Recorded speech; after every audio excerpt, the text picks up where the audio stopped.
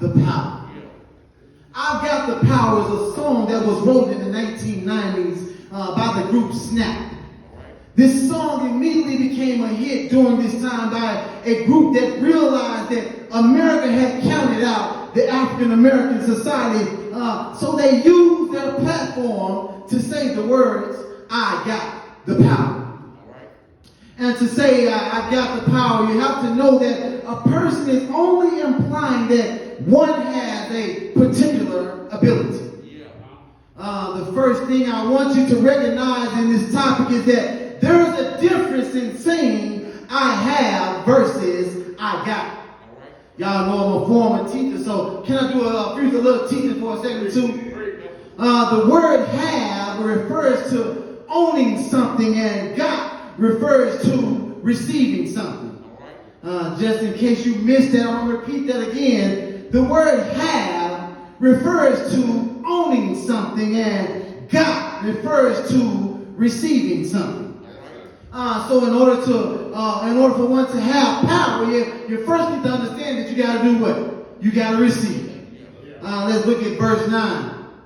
Verse 9 says, but he said to me, my grace is not enough for you. When you are weak, my power is made perfect in you. This attribute of grace is amazing for us all. We are so undeserving of it, but still God sees it fit for us all. And this is my favorite part when he says, you are weak, my power is made perfect in you, because as I read this, I began to think that over the course of my life, I developed, I constructed, I molded, I crafted, I created this pathway for others to see me in the gym, on the football field, or even in the work area as this freak of nature, a beast, and even what some have begun to say lately, a Superman. I realized that the only reason that people have called me these things or even assumed that I fit the category was because this was they only know how I carry myself because people saw the work that I put into being so strong and saw me demonstrate toughness to another level. This mold that I had begun to carry throughout my life was one that gave me the confidence mentally and physically. When I ever would enter into the gym or compete in sports, weak was a word that never applied to me. But on September 1st, 2019, I experienced a day that I could never forget.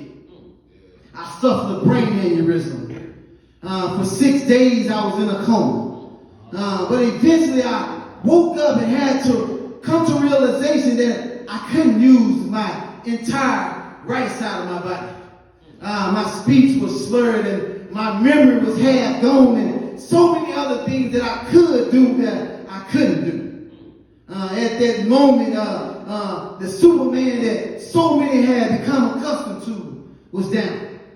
It was like being in a movie where the villain had Superman tied up. And regardless how many muscles I had, how strong I could be, it was nothing I could do as long as the kryptonite was holding me down. In times like this, the average person would give up or lay down or just plain old quit. You have to know that I'm not regular, man. I was created in his image and his likeness. I come from the Creator. So don't ever forget who I am and who I belong to. Somebody say, I got the power. But all my life, I had been branded to be a fighter. I had been molded to push. Mentally, I was ready to take on the challenge, but physically, did I know that I wasn't ready? I couldn't believe that after years of being able to run mile after mile and lift hundreds of pounds, that I was now weak as ever.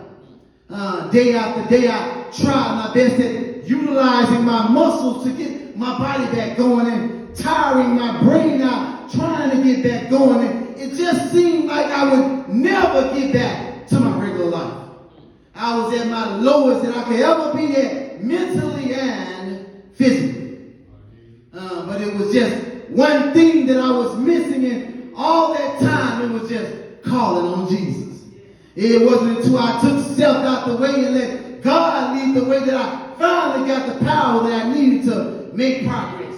1 John 4:4 reminds us that greater is he that is in us. See, without the power of God, I would still be laying in the bed trying to lift my leg, trying to lift my arm. But I'm so glad that in my weakness, he powered me, he lifted me, and with his mighty power, he picked me up, he turned me around, he placed my feet on a solid ground. Somebody say, I got the power. Verse 10 says that for this reason, I am happy when I have weakness, insults, hard times, sufferings, and all kinds of troubles for Christ, because when I am weak, then I am truly strong. One thing that I understand about man is that it's hard to be labeled or seen as being weak. I've seen men carry so much pride to the point that allowing others to see them in a weak state, whether it be financially, mentally, or spiritually, is just a no-no, because at no point does men want to carry the title of being weak. We don't like to admit our weakness, but as a coach, I would tell my players to play to your strengths, because that's the one area that you can focus on where you can look good. People can see us for who we really are, our flaws, our miscues, and our insecurities, and it would immediately change their perception of us. We all do what we need to do to hide our weakness from man, but God knows and sees everything about us. Weakness is an opportunity for God to work powerfully and miraculously in our lives. The question today is not will we face weakness in our life, but are we willing to embrace our weakness? In our weakness, people will see that in our weakness it's nothing we can do in our strength, but it's God working through us. Weakness wheels us away from our abilities and efforts and into our own sufficient grace. Today, I'm only here to encourage you just to yield to the Almighty Father so you can receive and experience the power in you. Somebody say, I got the power. In Corinthians chapter 2, Paul, he developed this whole other way of understanding the relationship and power and weakness in the Christian life. And so the question is, as we face weakness in our day-to-day lives, and as weaknesses are mirrored to us through parenting or through work or whatever it may be, do we view these as occasions by which we can come to know what it means to rely upon God's strength? But I tell you this, that your weakness is a great time to be happy, because when I'm faced with hard times and tough situations, know that God is getting ready to show up and show out. You don't believe me? You don't believe me? Well, let me help you out. James 1, verses 2 through 4 reminds us to consider it pure joy, my brothers and sisters. Whenever you face trials of many kinds, because you know that the testing of your faith produces perseverance. Let perseverance finish its work so that you may be mature and complete, not lacking anything. Catch this nugget. You will be constantly tempted to wield your strength, to wield yourself for the sake of the kingdom in a way that ultimately warps it. In God's kingdom, weakness is the way, not because the goal is weakness, the goal is power, but it's power that is found in weakness. Church, God will use situations in our lives to remind us that He is the source and strength in our lives. Our role is to acknowledge Him.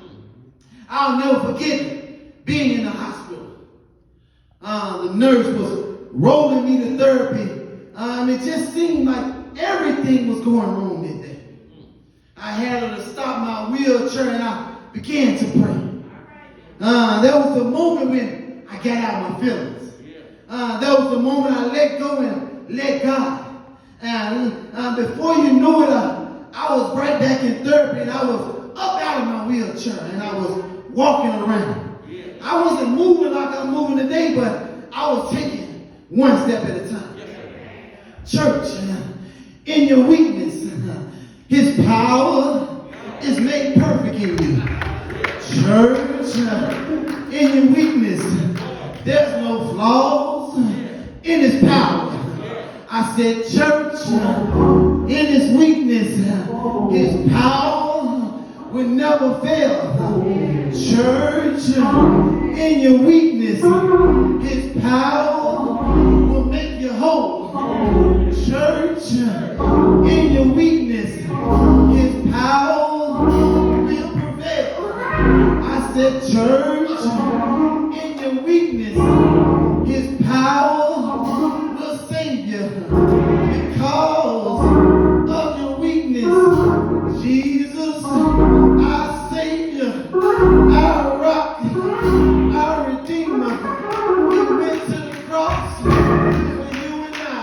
And because he went to the cross for us, his power can be revealed in you. You all see me standing here today. You see me walking. You see me talking. But know that the only reason that I'm here is because in my weakness, his power showed up. His power showed up. It's all right to say, I got power, but the power that I have is nothing like the power that he has. With his power, Jesus marched from judgment hall to judgment hall. With his power, he was enabled to endure as they mocked him, as they whipped him, as they spit on him, as they placed a crown of thorns on his head, as they hung him on an old rugged cross. And while they hung him on an old rugged cross, I said he died. He died. But I'm so glad that's not how the story ends. It wasn't Friday. It wasn't Saturday. But Sunday. I said early Sunday morning, he got up with all power in his hand. That's power. Mighty power. All power. But he said to me, my grace is not enough for you when you are weak. My power is made perfect in you. So I'm very happy to brag about my weakness. In Christ's power can live in me. For this reason, I am happy when I have weakness. Insults, hard times, sufferings, and all kinds of troubles for Christ. But when I am weak, then I am truly strong. I've got power